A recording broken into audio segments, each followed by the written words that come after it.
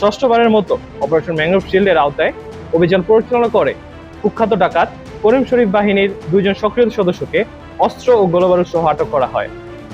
গোপন তথ্যের ভিত্তিতে জানা যায়, সুন্দরবনে কুখ্যাত ডাকাত করিম শরীফ বাহিনীর সদস্যরা খুলনার দাকব থানাধীন সুন্দরবনের আংমারি খাল এলাকা সংলগ্ন এলাকায় অবস্থান করছে। প্রাপ্ত তথ্য ভিত্তিতে আজ 17 মে 2026 রবিবার ভোর 4টায় কোস্টগার্ড বেস মংলা কর্তৃক উক্ত এলাকায় বিশেষ অভিযান পরিচালনা করা হয়। অভিযান চলাকালীন কোস্টগার্ডের উপস্থিতি টের পেয়ে উক্ত ডাকাত দল পালানোর চেষ্টা করলে আভিযানিক দল ধাওয়া করে একটি বিদেশি 1 বন্দুক, 2টি দেশীয় 1 বন্দুক, 24 রাউন্ড তাজা কার্তুজ সহ করিম শরীফ বাহিনীর 2 জন সক্রিয় সদস্যকে আটক করতে সক্ষম হয়। এ সময় আটককৃত ডাকাতদের কাছে জিম্মি থাকা 4 জন জেলেকে উদ্ধার করা হয়। আটককৃত ডাকাত মোহাম্মদ রবিউল শেখ বাগেরহাট জেলার রামপাল থানা এবং রাজন শরীফ বাগেরহাট জেলার মোহরগঞ্জ থানার বাসিন্দা।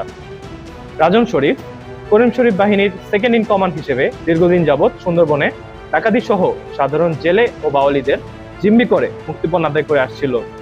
উল্লেখ্য, রাজন শরীফের বিরুদ্ধে বাগেরহাট সদর থানায় একটি হত্যা মামলা রয়েছে। জব্দকৃত অস্ত্র, গোলাবারুদ ও আটককৃত ডাকাতদের পরবর্তী আইনানুগ ব্যবস্থা গ্রহণ ও উদ্ধারকৃত জেলেদের পরিবারের নিকট হস্তান্তরের কার্যক্রম প্রক্রিয়াধীন রয়েছে।